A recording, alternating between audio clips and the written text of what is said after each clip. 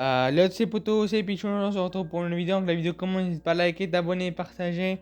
On va parler de qui est Thilo Kehrer, c'est parti. Thilo Kehrer est né le 27 septembre 1996, il a 27 ans, il est allemand et il mesure 1m88. Il coûte aussi 9 millions d'euros sur Transfer Market. Thilo Kehrer peut jouer défense centrale, arrière droit, milieu défensif, mais son poste principal reste défense centrale.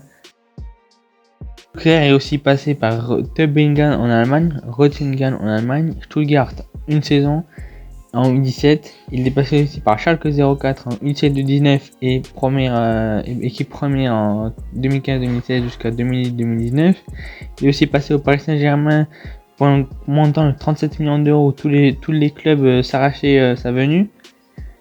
Et il est aussi passé par West Ham. Donc du coup du PSG il était transféré à West Ham pour un montant de 13 millions d'euros. Malheureusement il n'a pas été très bon à West Ham, même pas titulaire remplaçant.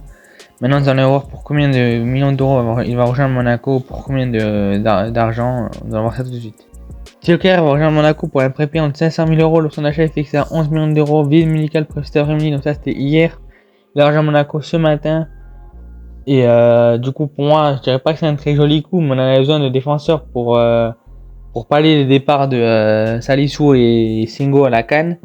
Et aussi il y a Kamara et Minamino qui partent à la CAN. Enfin Minamino il part à la Coupe d'Asie et Kamara à la CAN. Et Krépin-Diatta et Ismail Jakobs aussi, donc ça veut dire qu'on va pas beaucoup de défenseurs.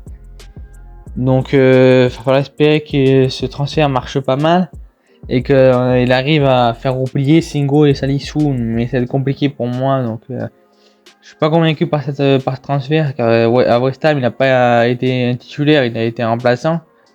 Et à Paris il n'a pas été exceptionnel non plus, hein, mais avant sa boulette face à Manchester United il était pas mauvais, mais bon, c'est pas non plus un très bon joueur. Il peut, quand il a confiance, il peut être un bon joueur.